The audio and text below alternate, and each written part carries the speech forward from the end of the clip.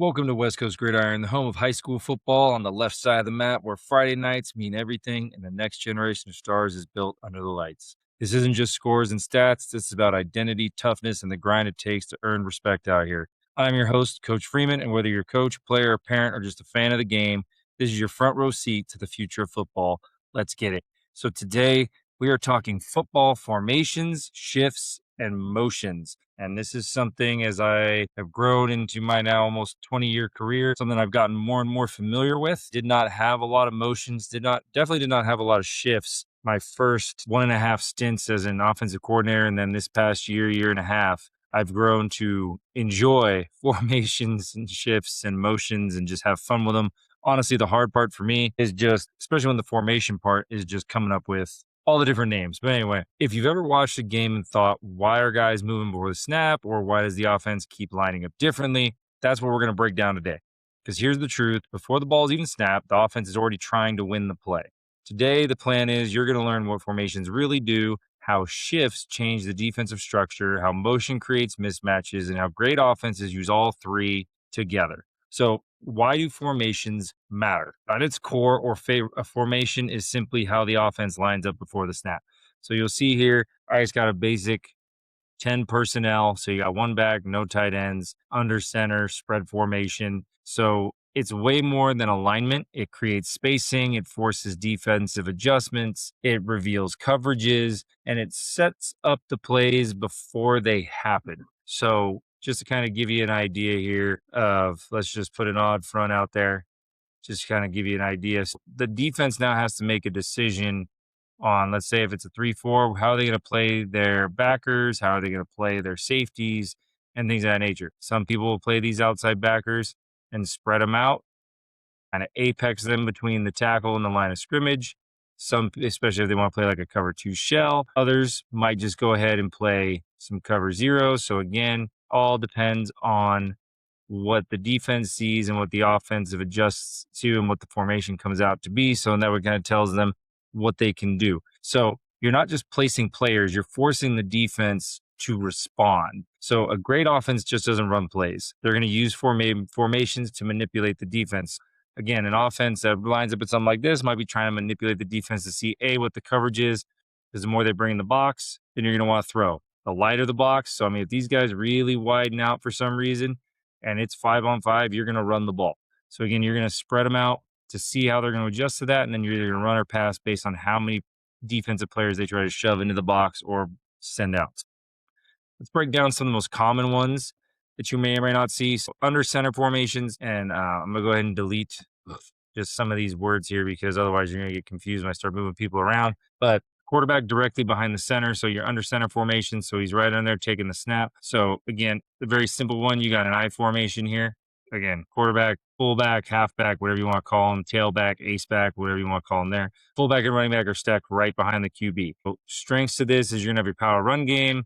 You're going to have your play action because, again, also you could have a tight end to one side if you wanted to create a 6-man surface and force them to decide what they're going to do with their outside backers, how they're going to play this, whether they're in a 4-3 or more of a 3-4. So again, if they were in a 4-3 look, it would look more along the lines of this kind of scenario here where you're going to play this guy, you're going to walk this safety down, have outside contain. So again, give you some different looks and things like that. Now you're going to play with this weak side back or outside. You're going to play with them inside because you could rotate everybody over, play it more this way if you wanted. This would be more of your true 4-3 style of look because then you can walk down either safety and how you're going to play this DN and this backer. So this formation right there kind of tells you how are they going to play this. They're going to play the DNC or are they going to play him outside contain with the backer inside, because then you could get some leverage here, especially with this wide receiver off the ball, could motion him, help to push crack, or at least just get in the way if you want to get outside. Little things like that that just gives you an idea. And then what are the corners doing? Are they pressed? Are they off? Are they going to walk a safety down to make it more of a 4-4 look with one safety back? Or are they going to keep them both back in the cover 2 because there's a lot of play action and things like that? So again, power run game, under center, things of that nature. And then you also have the single back, which is what I had before. One running back behind. So again, going single back, you could go balance formation. And a lot of times what you'll see out of this, you could have what they would call almost a flex bone look version of a lot of wing tee, a lot of motions here. You can motion one guy back, fake the handoff, run a sweep to the backside, things like that. So balanced formation, runner pass, flexible personnel. So a lot of things you can do with a single backfield as far as try to manipulate the defense. And again, now you have what we would call like this nasty look here because he's off the ball. So again, you're going to play if you're in a 4-3 look, are you going to play him in the gap, outside the wing, head up the wing? You're going to move him. If you're in a 3-4, what are you going to do with the outside backers? So are you going to play them head up to outside? Are you going to play them off the ball, on the ball, walk safeties down? So it makes the defense have to make some adjustments and things of that nature as far as what you're going to see from them. Shotgun formations, again, those are some of the top ones that you're going to see as far as 10 personnel and 12 personnel, one tight end or one back. You could do one back, two tight ends as well, which again is kind of same idea with the wing. So you can line them up. Again, how are they going to play this? They're going to play head up, you can play outside. So little things you could do to mess with the defense just to get them into alignment you want, depending on what you want to run, whether it's run or pass. So little ways to manipulate them. And then your shotgun offenses, again, shotgun is going to be anywhere between, usually quarterback's heels are at 5. And then again, depending on what you're doing with your receivers, you could be in spread. You could still be in this look if you wanted. And you could have him in a pistol look. You could have him next to you, sidecar, however you want to do it. But why teams use it? Better vision, more time, and again, spread the defense out. When you're looking just a basic spread offense, this is what you're looking at. 2x2, slot, whatever you want to call it. Because now again, if they're in a 3-4, how are they going to play these two outside backers? They're going to apex them. They're going to walk them down and then walk the safety down and play more of a 1 high shell versus a 2 high shell. Are they a 3-3 stack team where now they have are they going to play 3 high structures where they more look like this to some degree? And then that way, again, allows them to play cover 2, allows them to play cover 3, allows them to disguise a lot defensively. But again, they still have to decide what are they doing with these two. Are they playing them off? Are they playing them at linebacker depth where it almost looks more like a 3-5? Or are they going to play them off so they can rotate either way with this safety and rotate to a cover 2 look or stay in a cover 3 look, depending on what they want to do with their corners? Again, this formation kind of forces them to still do and show some things that you can do offensively. So again, the point of the spread gives them better vision, allows for more time. The only thing I would say, one negative to the shotgun, but this is negative to any snap, is always the snap. Because like maybe if you're under center and there's a bumbled snap, or if you are in the shotgun, snaps low, snaps high, snaps to the left, snaps to the right, the quarterback has to take his eyes off of the defense for a split second to make sure he catches the ball. I mean, again, as you get older and older in the college and the pros, maybe they don't have to, maybe they know because that snap's going to be there. I mean, it's very rare at the NFL level where you see a snap go high or low. So, but the high school level, those snaps are going everywhere, sometimes low, sometimes to the left, sometimes to the right. So, it's one of those things where the quarterback has to take his eyes off for a split second and go there. But anyway, better vision, more time, you can spread them out. And that leads you to your spread formations, which this is your beginning part. You can have anywhere between 3 to 5 receivers. Again, this could be a tight end. This could be another receiver. This could be another tailback because, again, you could widen people out and motion them. Or you could full on go straight up empty, and all 5 of these gentlemen could be wide receivers. Or, again, you could also play games with that personnel. You could have these 3 being wide receivers, these 2 being tailbacks. So there's a lot of different combinations that you can play with when it comes to your formations. And again, this forces the defense into space. What are you going to do? You got 5 receivers out. How are you going to match that? And again, the more they widen out, now you can run some QB run game because now you got 5-on-5, especially if they widen this guy out. You got 5-on-5, QB can run. You can bring it back in to block. A lot of different things you can play with to really force them to make some decisions. And this is what you would call an empty formation. No running backs, 5 receivers, or again, based on your personnel, what are you going to do? And this forces the defense to declare their coverage immediately. I touched on it a little bit when we did the shotgun single back formations, but I touched on the pistol formation. Now, normally most teams are going to move their quarterback up anywhere between 3 to 4 yards, just so he's not as far back. And then tailback's going to be back here. Now, again, you can spread them out. You could bring them in tight. You could run double tight, double wing if you wanted to. So again, it all depends on what your personnel is and what you're trying to do to the defense and what your overall philosophy is. I mean, if you got a bunch of wide receivers, I don't know why you'd bring everybody in tight. But again, pistol formation, it's a hybrid between under center and shotgun. Again, QB is usually slightly under center. You'll see some high school teams where they still leave their quarterback back, where he's 5 heels at 5, and then the tailback's basically at 7 here. But most of the time when you see a true pistol team, he's going to be like 3-4 yards kind of, and then the tailback's gonna be like at 5 or 6, somewhere in that range. So it's great for run pass options, and it's great for a balanced attack because now again, you are 2 by 2, and if you have a defense that likes to use the strength based on the tailback, so for example, if you're playing like a true 4-3 team and they like to say, hey, we're going to set the strength away from the back. Well, and what I mean by set the strength is they're going to say that, okay, their strong side is to the defensive right, offensive left. So they're going to set their strength to where now they are basically looking like this. So they set their strength this way. Well, let's say they set it away. Well, never mind, they set their strength to the back. So, well, now that'd be the defensive left, offensive right. So now everybody's going to move over. And again, I know I'm just moving pieces around. Not everyone's going to have their players just slide like this. Again, they're going to flip sides. They're going to flip based on their strength and things like that. So, but now in the pistol, they have to make a decision, especially in the middle of the field. Where are you going to put these guys? There's no strength to call. The tailback isn't to one side or the other. So now the defense has to make a decision. And if they're strength based, sometimes you'll hear things like, that we used to have many years ago. We used to have a setup where it was like, okay, we would call the strength to the tight end, then it was away from the back, then it was field or boundary if we were on a hash, and then ultimately it would go to, oh well, wait, well we're in the middle of the field, everything is stacked. Well, then we're just going to go to the offensive left because a lot of the times quarterbacks were right-handed.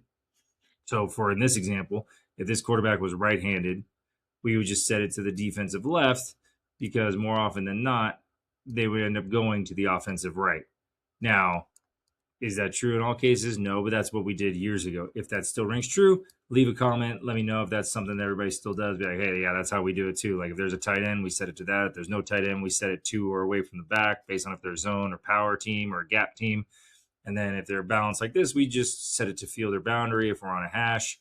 But if we're in the middle of the field and all else fails, we set it to the offensive left. Or maybe we had a call when we had double tights, especially when we ran the old 4-3 in the middle 2010s. We would do what we called check head, and basically we'd have our defensive ends head up the tight ends, and we'd have our nose and D tackle head up the guards, and then we basically turn into like a 4-4, 4-3 stack team here.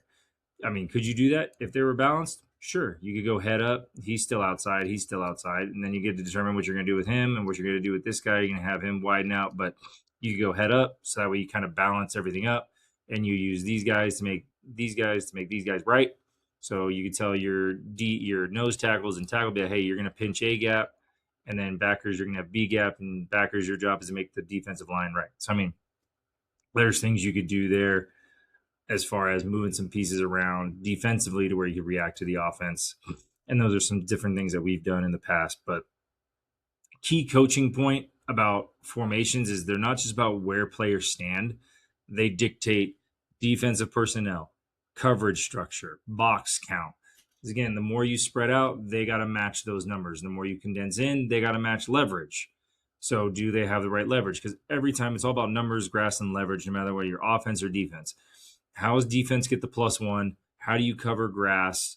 And then how do you make sure you have the leverage? Offensively, how do you make sure you get the +1 advantage? How do you foresee blocking to where you can get your players in the open field to grass? And then how are you going to create the blocking leverages and the keys for your offensive line, wide receiver, slot, tailbacks, fullbacks, whatever that may be? So both sides are trying to figure those three things out. And it's that chess match. What is the formation? Okay, how is the defense going to nullify those numbers and the leverage?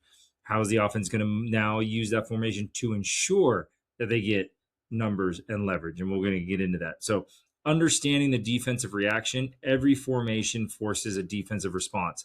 For example, more receivers, more defensive backs. Tight formations, and again, this is all depending on if you have that personnel, but tighter formations, maybe you put more linebackers in the box. Prime example, when I was at Casa years ago in the early 2010s, we played a team called Placer. Wing T team to the core. We ended up literally running a 5-4. So we had 5 D linemen, 4 linebackers, 2 DBs, because all they ran was a version of waggle and a couple little play action passes. Like, all we need is 2 corners in the game. We're fine. Everybody else can play linebacker. So we literally ran a 5-4, but that's because they were a tight set. And then empty sets, again, lighter box. And then offenses are constantly asking, how do we get the defense in a bad look? if the defense gives you a light box, which again, the box was tackle to tackle here. So again, if you have a light box, so if for some reason they want to keep these two safeties back and a cover two look, because maybe you throw the heck out of the ball too, and they widen him out, well, now you have what's called a 4-1 box. You have a light box because you can get 5-on-5, hat on a hat, and then you have these two in the box, and you can get 3, 5, 7, 8, 9, 10 yards. You should get a positive gain if it's 5-on-5, unless these are just dudes here and they say, screw you, you can't beat us. Which, I mean, sometimes happens in high school football. That's just, it is what it is. So formations ultimately help you identify that instantly. Are you going to get a light box or are you going to get a heavy box? And in most cases, if you get a heavy box, so if there's something like this and they're trying to bring everybody in and bring these guys down, you got to have man beaters. You got to have the ability to throw the ball. But more often than not, if it's more something like this scenario where they walk a guy down, spread these guys out, is where your RPOs, your play actions, your screens, those all come into play to try and get this box to quote unquote lighten up. So that's the key there, is that's going to help you identify that instantly. So now moving on. So let's just say an offense comes out. Well, now what else can they do? Well, now they can shift. So a shift is when multiple players change alignment before the snap and get set again. Key rule on shifts is everyone must be set for at least a second before the snap. So why use shifts? Change the strength, force defensive communication, create confusion, adjust matchups. Example, if you line up in a balanced formation, so this is a balanced formation, right? Let's just leave it as a pistol right now because that's where we're at. We'll leave it there. Then you want to shift into trips or trio or tray or whatever you want to call it, and you want to move into 3 receivers to one side. So we move him over here, we shift him over, and shift is going to be different than motion, and we'll cover that in a second. Well, now the defense has to make a decision. First of all, especially at the high school level, you got all these guys looking at one thing. This guy running across the formation to get reset. So now they're looking at him. Now they got to figure out, okay, how does that just change the strength? We got to walk him over, walk him out. So now they have to react to that. At the same time, you could snap the ball. As soon as he gets set for a second, you can now snap the ball.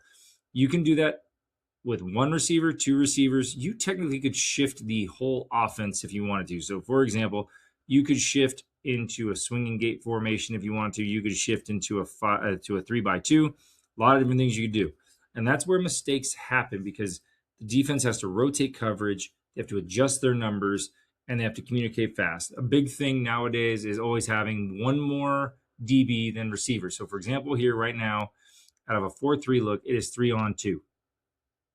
Previously, you could have had what you would call a 3-on-2 situation because you could have these 2 receivers here, and then you have a safety over the top on that round, and then you have 3-over-2 on this side because you're going to essentially have the Mike backer or Will backer, whatever. You have 3-over-2 on this side, and that's what kind of gives you that really light box. But now with the addition of the 3-by over here, if they want to have 4-over-3, they got to rotate for sure over here. So now you could have 1, 2, 3, 4-over-3. So now you got to rotate. Well, now they got a light box on this side. So you got light half over here. So how can you take advantage of that?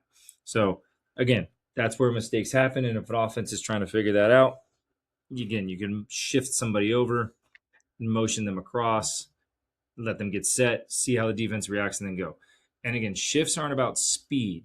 They're about timing, discipline, and forcing defensive errors. So, and again, if this team is heavy on strength, so if this team is, again, with strength calls, you can shift him over, move up your wide receiver, back him off. Now, what does this team now have to do? Are they going to move everybody from their original technique to now they're going to shift everybody over? If that's the case, now you got a slight issue because while they're shifting, once you're set for a count, you could snap it. So while these guys are shifting and moving around, they could snap the ball and get rolling. So that's one of those things too where shifts can cause that if you see that the defense is a strength-based defense. Now, if they're more of a balanced defense, say like a 3-4 kind of operation, shifts might only be about getting numbers. They might not be about getting leverage per se or getting them to overshift because they could be in just a simple setup like this, right? Maybe have their safety or whatever in the middle of the field. So if you do that, okay, what's the most they might do? They might do something like they're in this setup and he shifts over. Well, nothing really had to change for them here.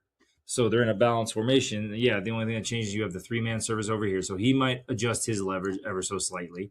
He might adjust his. He might back off just so that way he can rotate over to help if that's the case that they need. Because now you still have 1, 2, 3, 4 against 3, technically 5 because he could slant. So you could have 5 versus 3 over there, and you still have 1, 2, 3, 4 versus 3 over here, and your numbers still match if you count him if you were to rotate down to the box. So you have 1, 2, 3 if you use him in the blocking game. So you still have 1, 2, 3, 4 versus 5 over here. So the defense still has matched your numbers because they're even. So you almost have to essentially shift 2 over to really now get them to make a decision. Okay, well, now I got to back him off, move him over, move him over. So now you have to make a lot more decisions as a defense. And you can shift, again, I talked about it earlier, you can shift multiple people. You don't have to only shift 2 or 1 or 3. You can shift 4 guys if you really wanted to. You could go from this formation here, and you could literally shift to a quads look if you want to, where he would come over, and he would come over, and even he would come over. Now, you have to have 7 on the line of scrimmage. So one guy, if he's a tight end, would have to be on the ball. But again, now you're playing games as well. As you move everybody over here, the defense now has to decide, okay, who's on the ball, who's off the ball, because technically he can't be a receiver. Or you could even get tricky and move your tackle over and hide your tight end wide receiver on this side. So now, did they notice that? Because now if they overcommit and they overshift, because you have a run surface here, a 3-man running surface here, and you have a 2-man surface with a wide receiver threat or a tight end threat to this side. So now they have to make a decision. They still have to leave a corner here to adjust for that wide receiver. You can back up your safety. And again, but now you have a 3-man surface. So how are you going to react to that? You're going to walk this guy down. So again, you can shift multiple people as long as they get set. And like I said earlier, you could shift your whole offense if you wanted to. Again, I've done this in the past. That's the only reason I bring it up. But you can literally shift everybody over here, have one wide receiver back here. You could have something that looks something like this. And now, again, what are they going to do? Now, technically, he's on the ball. You could move him all the way over here. So now you got 5. So now they got to decide, okay, we got 5, we got 4, we got 1. So how are we going to account for that? So, or sorry, they got 6, 4, and 1. So obviously you're gonna have a corner here. You might try to adjust to that. You gotta bump all these guys over. So again, trying to play games with leverage. Now this is more of a gadget play. This isn't something that you're gonna see all the time. This is something maybe the offense saw something. It's like 3rd and 1, 3rd and 2. I used a lot of funky formations like this, especially early on, to get the defense to burn their timeouts. So when it got to the second quarter, if the game was tight, they didn't have as many timeouts, and especially for 2-minute warnings at the beginning of at the end of the second quarter and the end of the fourth, I would use funky formations like this, especially brand new ones, to get them to burn timeouts. Yes, I still had plays set up out of them in case we did want to run them if they didn't line up correctly. But more often than not, I use them as timeout burners early on in games to get the other team to burn through those, so that way they didn't have them later in the second quarter and the fourth quarter. So again, shift as many people as you want. But again, remember, timing, discipline, and forcing defensive errors. Get them to see something different. Give them one picture, give them a different picture, and get them to react. Now, what is motion? So motion is different from shifting. A motion is one player moving at the snap. So you might see something like a fly sweep here where he's run across. They snap the ball while he's moving. He hands it off or tosses it to him, which is a big thing now because now it's a pass. So if he drops it, it's incomplete pass. And then he tries to move along. Or maybe you're running like a spacing concept and he's going to run a corner. He's going to run like a little slant snag, and then he's coming across to get leverage to run an arrow route. So again, jet motion is one of your ones you're going to see a lot. That's what I was just talking about here, where he's going to come across, used for sweeps, eye candy, defensive distraction. Orbit motion, this one, again, is going to be where he's going to probably go behind And you could use it for misdirection, confusion and pursuit angles, and you can use it for tosses. You can use it to set up screens. That's what we used it for, where these guys are going up and blocking. So we might run like a zone play or a counter play this way, and we use it as the RPO to read this seventh defender. If he comes in the box, we throw the swing route, so on and so forth. So, you can create the +1 or just get the ball to one of your better players. I mean, again, a lot of these times I use motions to try and figure out ways to get guys open and get them the ball in space. So it's misdirection, confusion and pursuit angles. Short motion might be more along the lines of something like he might be off the ball and you're going to shorten him to behind to like a stack, or you're going to bring the slot in here to that'll maybe help push crack and just set up a wall because you're running an outside zone, or you're running a stretch, or you're running a toss, or something like that. You have return motions. So player starts in one direction and comes back. We've done this before where he'll motion to this side. We'll bring him back. This might be like our tight end. And then at the snap of the ball, he's running, kicking out the defensive end. So it's designed to freeze defenders and create hesitation. Now, how do you call motions? Just like how you call shifts. That's all depends on you. I've done it to where each wide receiver has their own. So let's just say like this is a wide receiver, yip, yap, yo, whatever, or a Z receiver, zip, zap, zoom. Those are all things that I've heard. The one thing I do like about the place I'm at now where I inherited these motions is it's all a number game. So all the wide receivers know the numbers. So this is 0, 2, 4, 6, 8. So the nice thing is, like, let's just say, and we go by right or left receivers. So let's just say we want to go R4. Well, he knows the 4 is right outside the tackle. So he can motion to where he gets here and the ball gets snapped there and he's running either his route, maybe he's blocking, maybe he's running like a whip route or something like that. So all the receivers know all the numbers. So all we got to do is tag the letter. So we could go Z6, we could go Z7, we could go T7, T8, T0, where he just motions over to the side a little bit, or we could go, Y0, motion him here because maybe we want to run wham or kick or something. So again, we can move players around just by numbers. I've really enjoyed that. It makes the offense a lot more versatile versus your Z receiver has zip, zap, zoom. Well, if you have a personnel issue and you got to move him to Y, well, now he's got to learn yip, yap, yo, or whatever you call him. And then same thing if he's an X. Like, I don't know what a lot of people call her X. I mean, I had one way back when we called it Zerus. It was one of those like animals that started with a Z or started with an X. That was one of the only things I could find. And I was like, yeah, no, it's Zerus, and you run this, and da-da-da-da. So I had like animal names for everybody. So again, this one I find it's simple, it's elegant, it's clean. The receivers just have to learn 0, 2, 4, 6, 8, 1, 3, 5, 7, and 9. And it's basically just like your old school running gaps. Hey, we're going to run 222 ISO. It's going to go the 2 back through the second hole, and it's our 2 formation. So tight end to the right, going to the second back through the 2 hole. So old school gap, it makes it really easy for the wide receivers to know, and everybody knows it. So why motion matters? Motion does 3 powerful things. And those 3 things are very simple. It identifies coverage. If they're in some kind of man, then as he goes across, he's going to follow him. If they're in some kind of zone, he's going to go and he's going to pass him off, and then these guys are going to rotate and shift. So if a defender follows, that's man. If the defensive shifts, it's zone. It can create leverage for you. So if you're trying to run, outflank the defense, add blockers to a side, changes numbers at the point of attack, and plus it's different than a shift. So a shift, you're changing the picture.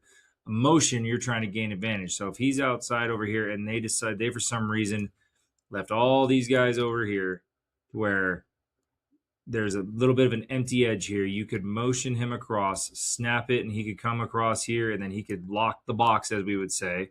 As long as this guy reaches and these 2 work up, then you got one-on-one blocking, and you can hand it off or toss it to your tailback, and now he's out in space. He's got one-on-one blocks. If you notice something like that, that's how they play, a spread look. They over-rotate to one side for whatever reason. Maybe that's passing strength, maybe it's tailback strength, whatever that may be. So maybe they over-rotate, and you can take advantage of that. So it causes hesitation as well, especially at the high school level. You got to think you got 16, 17, 18-year-olds at the high school level trying to make split decisions. And now all of a sudden, maybe you shifted and now you're going to change the picture and you're running this. So now first they had to adjust to this formation and move everybody over. And now they have to now think, okay, well, wait, now he's motioning back because you can do both. You can shift and then motion. Done it lots of times. And again, it's one of those things that it causes hesitation for your defense, even for a split second. And that can create running lanes. That can open throwing windows because if they overshift to one side and then you bring a motion across and they don't move correctly, well, now you've just created a whole bag of problems, which leads us into our next portion, which is formations plus motion equals problems for the defense. This is where elite offenses live. They just don't use formations. They combine formation, shift, and motion all before the snap. So say, for example, like we were just kind of talking, say you start in trips right, and then maybe you shift to balance. So now you've shifted, and now maybe you motion this receiver across. So you shifted, hung out for a second, and now you motion him maybe into a fly sweep motion or to an orbit motion. So first you shifted to a balanced formation. They were in an unbalanced formation. So how did they align to this? Did they rotate correctly, bringing him over? Did they rotate to either move a safety or a linebacker or something over this receiver or apex him? And now you're motioning. So now they got to react. Okay, do they tend to spike motion where they rotate everybody down real quick and move them? Do they sit back? Are they shifting? Are they in man? So adjust multiple times, creates constant communication, and that just leads for possible hesitation and possible mismatches. So that can create opportunities for your offense, and they have to react under pressure. That's how breakdowns happen on the defense. That's how you create stress and issues for them. So philosophy behind that is make the defense wrong before the snap. That's the goal. So you can line up any way you want, shift whatever you want, and then run a formation. Or you just shift, or you could just motion. It all depends on in your scouting report, how does the defense react? Do they tend to not shift when you shift? So if they don't move at all, well, now you could gain a lot of numbers and you could gain a lot of leverage. Do they move well with motion?